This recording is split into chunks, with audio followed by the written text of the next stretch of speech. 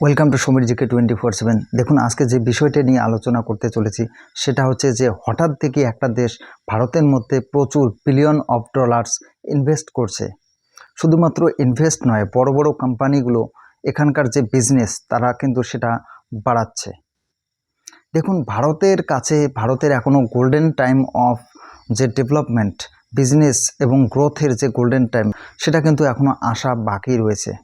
যে পরিমাণে বড় বড় বিজনেসম্যানরা ইনভেস্ট করছে তাতে কিন্তু ভারতের জিডিপি গ্রোথ বুম করবে এবং ভারতের স্টক মার্কেটেও একটা বিশাল আমূল পরিবর্তন দেখা দেবে। ইকোনমিক টাইমসে একটা আর্টিকেল প্রকাশিত হচ্ছে, সেটা হচ্ছে যে চায়না আউট, জাপান ইন। দেখুন, লোকেরা মনে করে যে চায়না রাতারাতি বড় হয়েছে, তারা তাদের জিনিস সামগ্রী উৎপন্ন করেছে এবং তা ইউএসএতে বিক্রি করে বড় হয়ে গেছে, কিন্তু তা কিন্তু এক্স্যাক্টলি না। এর পিছনে মূল কারণ এও যে জাপানি বড় বড় কোম্পানি এবং ব্যাংকগুলি সেখানে প্রচুর পরিমাণে ইনভেস্ট করেছে এবং তারপর তারা সেখানে তাদের ইন্ডাস্ট্রিয়াল পার্ক তৈরি করে এবং কস্ট ইফেক্টিভলি তারা তাদের পণ্য সামগ্রী উৎপন্ন করতে থাকে এবং তা ইউএসএ এবং ইউরোপের বাকি দেশগুলো থেকে শুরু করে গোটা পৃথিবীতে বিক্রি করা শুরু করে এবং এভাবে তারা তাদের বিজনেসে এবং গোটা দেশটাকে ডেভেলপ করে ফেলে। এজন্য যখন জাপানের বড় ব্যাংকগুলি চায়না থেকে টাকা বের করে ভারতের মধ্যে ইনভেস্ট করছে, এটা একটা কিন্তু নোটিশ করার মতো বিষয়। কিন্তু এটা সবেমাত্র শুরু। আগামী সময়ে $68 বিলিয়ন আশেপাশে কিন্তু জাপান ভারতের মধ্যে বিনিয়োগ করবে। আর ঠিক এর পরের মাসেই জাপানের পিএম টাকাইচি কিন্তু ক্রিটিক্যালি ভারত ভিজিট করবে। ক্রিটিক্যাল এই কারণেই বলছি, কারণ জাপান কিন্তু বর্তমানে আমেরিকার বিদেশ নীতি নিয়ে সন্তুষ্ট নয়। কারণ কিছুদিন আগে ডোনাল্ড ট্রাম্প বলে দিয়েছেন যে ট্রাম্প প্রশাসন বা আমেরিকার অন্যান্য দেশগুলির উপর কোনো দায়িত্ব নেই।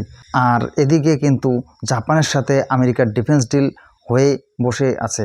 তারা এর আগে যে ডিফেন্স ডিল হয়েছিল, আমেরিকা কথা দিয়েছিল যে তারা জাপানকে বহিরাগত শত্রুর হাত থেকে রক্ষা করবে, কিন্তু এই অবস্থায় জাপান সেজন্য আমেরিকার প্রতি আর ভরসা করছে না। তারা অন্যান্য দেশের সাথে ডিফেন্স ডিল করার পথ খুঁজছে।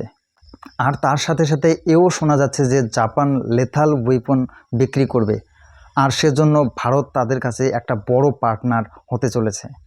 আপনারা অনেকেই মনে করতে পারেন যে ঠিক আছে, একজন জাপানের পিএম টাকাইচি আসবে, ভারত ভ্রমণ করবে, এটা তো সাধারণ ব্যাপার।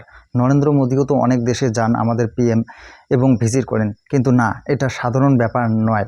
কেননা ডোনাল্ড ট্রাম্প যদি এর পরবর্তীতে ভারত ভিজিট করে, এটা কিন্তু তার চেয়েও অনেক অনেক বেশি গুরুত্বপূর্ণ এই কারণে, কেননা ডোনাল্ড ট্রাম্প যদি আসে তার সাথে কিন্তু কোনো ডিফেন্স ডিল, কোনো বিজনেস ডিল তেমন কোনো কিছু ঘটবে না। না আমরা F-35 আমেরিকার কাছ থেকে কিনব। তো সেজন্য টাকাইচি যখন আসবে, এটা ভারতের কাছে অনেক গুরুত্বপূর্ণ হতে চলেছে। তিনি ভারতে আসবেন এবং অন্যান্য স্টেটগুলিও ভিজিট করবেন, যেমন আসাম ভিজিট করবেন, সেখানকার কালচার পরিদর্শন করবেন। তার মানে কি এই যে জাপান ভারতের কালচারের প্রেমে পড়ে গেছে বা বলিউডের ফিল্মের ভক্ত হয়ে গেছে? না, এটা একমাত্র বিজনেস। আর এখন বলছি, এতদিন জাপান কেন চায়নাতে ইনভেস্ট করেছিল? এতদিন চায়নাতে ইনভেস্ট করার কারণ হচ্ছে যে চায়নাতে লেবার কস্ট খুব কম ছিল, আর জাপানের জিডিপি গ্রোথ প্রায় 9 বরাবর। কিন্তু বর্তমানে চায়না যেভাবে র্যাপিডলি ডেভেলপ করেছে, সেখানকার মানুষের লাইফস্টাইল, লিভিং স্ট্যান্ডার্ড এবং ইনকাম, ইনফ্রাস্ট্রাকচার সহ প্রচণ্ড উন্নতি হয়েছে। তো সেজন্য সেখানকার এখন লেবার কস্ট বেড়ে গেছে। সেখানে $8 পার আওয়ার লেবার কস্ট হয়ে গেছে। তো এই অবস্থায় চীনের মধ্যে কোনো জিনিস তৈরি করা কিন্তু খুবই ব্যয়বহুল এবং তাদের কাছে লাভ খুবই কম টিকবে। আর এছাড়াও চাইনিজ কারেন্সি অনেক ডেভেলপ হয়েছে। এখন $1 সমান 6.5 ইউয়ান। সেজন্য চায়নাতে বর্তমানে লেবার কস্ট $8 পার আওয়ার। আর সেই তুলনায় বর্তমানে ভারতে এবং ভিয়েতনামে মূল্যটা অনেক কম। ভারতে বর্তমানে লেবার কস্ট $1 পার আওয়ার আর ভিয়েতনামে $2 পার আওয়ার। দেখুন, এই $68 বিলিয়ন ইনভেস্টমেন্ট সম্পূর্ণ হতে হতে কিন্তু 10 বছরের মতো সময় লেগে যাবে।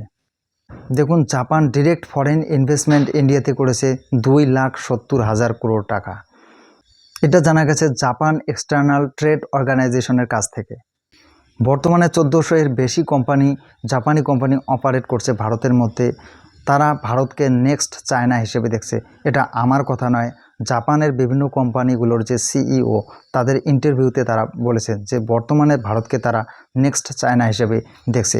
তো ভারতের কাছে কিন্তু এটা বিশাল একটা অপরচুনিটি, আমাদের ইকোনমিক এবং জিডিপিকে অনেক উপরে তুলে নিয়ে যেতে, এবং স্টক মার্কেটও আমরা পরিবর্তন করতে পারবো, আমূল পরিবর্তন করতে পারবো। এই বিষয়ে একটা সমস্যা হতে পারে, সেটা হচ্ছে যে ভারতে ইলেকশন অনেক বড় ব্যাপার হতে পারে।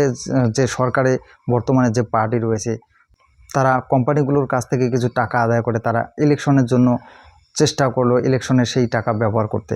এমনটা যেন না হয়, সব ইনভেস্টমেন্ট যেন ভালোভাবে হয়। আর যেভাবে ভারত সরকারও উৎসাহ দিচ্ছে এবং তাদেরকে কোঅপারেট করছে, সেই রকম পরিবেশ তৈরি করছে, তাতে মনে হয় না কোনো বড় সমস্যা তৈরি হবে। তো আপনারা এ নিয়ে কি মনে করেন কমেন্টে জানাবেন। ধন্যবাদ।